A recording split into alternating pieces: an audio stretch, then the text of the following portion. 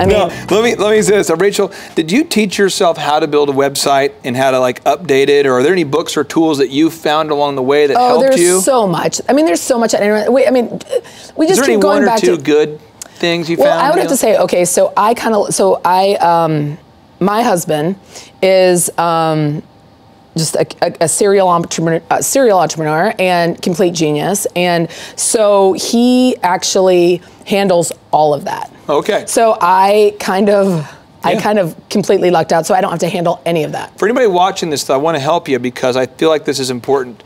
If you look at the history of Apple, you'll notice that Steve Jobs could sell anything. He was very charismatic. He had big visions. Wozniak was the doer, made the computers, and actually built the things, did the soldering.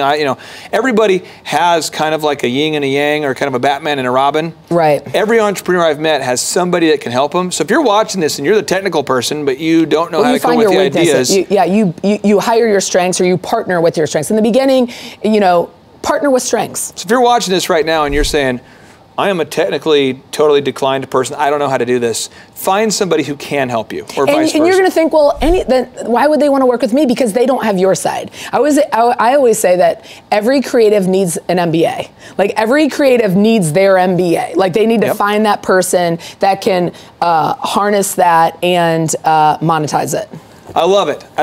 You heard it here from a creative person you self-described yourself as being in space. You're operating. Totally. I levitate. We float. But yet you have teamed up with people that can help you in those other areas, and you don't apologize for it. That's your personality. Right. Would you say that creativity is sort of like your superpower? I would say that. I would say yes, definitely. It's everything. That's the only thing I have. Yeah. Have you? Yes. When did you get to a point where you found yourself no longer apologizing for it? Because I know that every entrepreneur I know has a superpower, and as they become an entrepreneur, they start to realize, like, this is something I can do that no one else can do. And they start to realize, and I'm pretty good at it. Yeah, and they'll start to say, though, but these other things that everyone else can do, I can't do.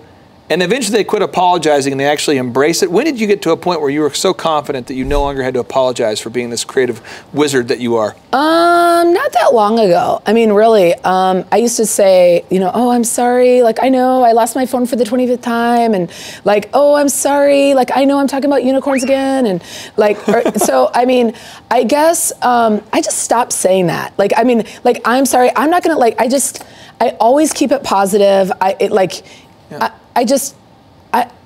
I just want to move forward. Forget the sorries or whatever. Let's just get the job done. Well, I will say this for anybody watching this: if you're going, if you're watching this and you're having, I mean, I just want to make sure you're seeing this. Like for me, anxiety is something that freaks me out. I get really stressed out about variety. I prefer like consistency. So like for me, I wear every single time you'll see me in an episode. I always have a red tie, always have blue, because like for me, I'm a systems guy. Oh, I totally want to bring you a purple tie tomorrow. Oh man, if you do that, that's probably. I get like a rainbow tie. Like, I don't know, like, oh, cool, we gotta get you out of that, man. So like, but for me, that's my move. Can we put some paint on your. My superpower is my consistency though, so I'm just gonna be very consistent with application of effort. Well, Steve Jobs wore the same thing every single day. See, and that's where I got My husband wears the same thing every single day until it like wears out, and then he has another plaid shirt. And I love it. I have more budget for my wardrobe. So. See, and everybody has different superpowers. So don't feel bad if you're struggling. Like I'm trying to change your superpower. I'm sorry. No, it's fine. I mean, if you want to hurt my superpower. Okay, so now outside of just the website itself, are there any tools or shopping carts you'd recommend? Is Etsy one of those must-haves if you're trying to build an online business in your mind? Etsy's amazing. I mean, really, Etsy, and I mean, I could call it Big Cartel, and I am very, very, very pro Etsy. I haven't listed anything in my shop in probably 4 years, but I keep it up and I pay my $10 every single month because I'm actually hoping to get some things up into the shop. Even though I'm in every major retailer, I love Etsy, and I just like love that whole thing that I can have a one-of-a-kind item. I don't have to have a mass-produced item. Yeah. Really, like my son has an Etsy shop, junior collector, and yeah, he just finds things at yard sales and they're little toys, and that's what he sells. So like he's 9.